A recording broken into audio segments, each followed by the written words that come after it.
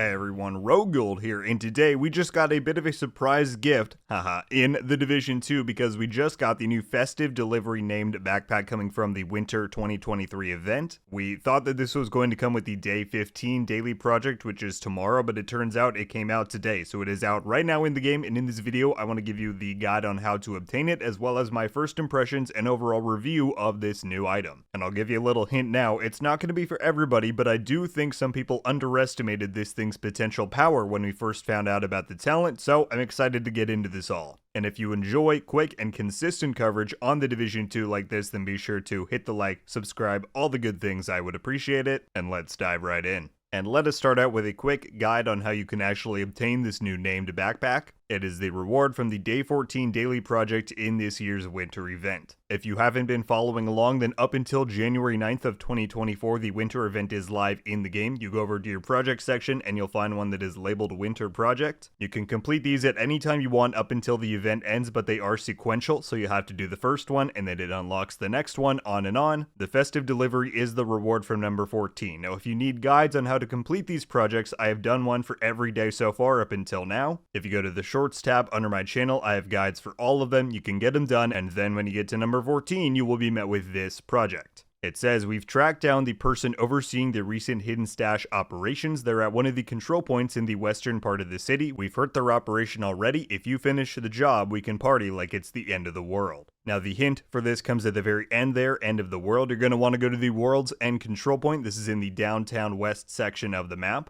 And all you have to do is take on the control point, play it like normal. When you get to the second defense part of the control point, you'll see that the final boss that approaches you is named Jolly. He has a Santa hat on, that's how you know you're doing it all right. You take him out, and then you need to go to the loot room for the control point. You'll have the regular orange chest on the left, but if you go to the back right corner, you'll see that there's a present on the ground that has an interact prompt. Toggle it, you'll get the secret stash. You then go back to the project tab and donate it in there. The project will complete, and you will now have the Festive delivery named backpack.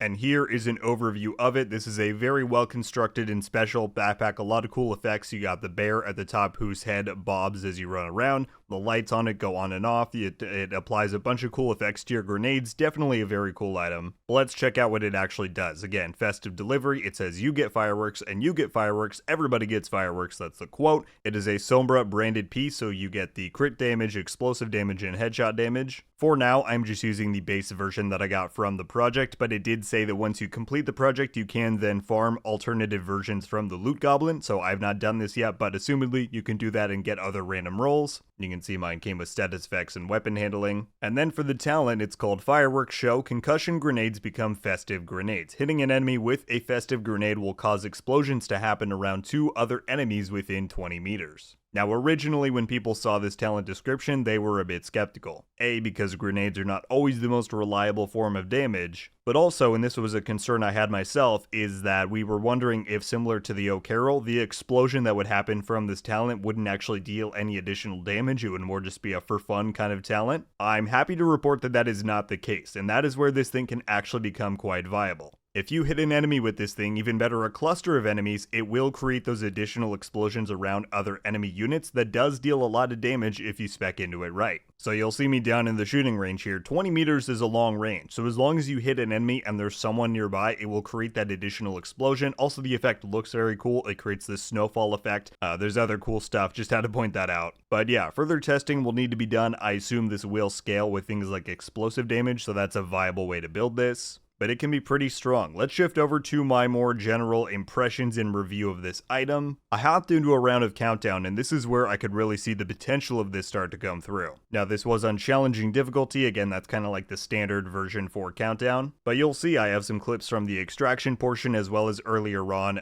through the various objectives. When there's a lot of high enemy density, that is where this build and this backpack talent specifically can really come into play. Because if you proc those additional explosions around the same kind of cluster that you've just hit with the grenade, then it means you're basically dealing triple the explosive damage on one group. And if that's not enough to kill them, it's going to be enough to weaken them significantly so that either then you or your team can finish them off. And I don't know, I've had a lot of fun with this thing so far, again, for my limited time. As I said at the start, it's not going to be meta, it's not going to be the next huge thing that everyone's using, but if you want to build around it and you like the playstyle that this kind of enables, then I think it's totally 100% viable. and I haven't even gotten a better roll on it yet. I haven't perfected a build around this. This is just kind of the raw usage. And I think it gives you a pretty clear picture of what the possible capabilities for this thing are once you do kind of lock in those details. So, I don't know folks, I don't have too much else to say. I just kind of wanted to present you all with the potential of this new name backpack, again, the Festive Delivery. I am most likely going to work on a build for this in the coming week to present you all with a more complete version of what you could really do with this new talent and backpack. But hopefully this gives you a pretty good picture of what this new item does and if it's something that you feel is worthwhile for you to chase after. Again, won't be for everybody, but if you do enjoy experimenting with other playstyles, I think this could absolutely be a very fun one to pursue. So get after those daily projects. That is going to wrap up my guide and review on the new Festive Delivery name backpack in the Division 2. Very much hope you enjoyed and found this helpful. If you have any additional questions, be sure to leave them down below, but on top of that, let me know your thoughts on what you've seen here so far. To you, does the Festive Delivery seem like something that could actually have a viable slot within the endgame? Or do you think it's more of just a for fun, vanity kind of item? Let me know what you're thinking. That is going to do it for me today, though, everybody. Thank you all so much for watching.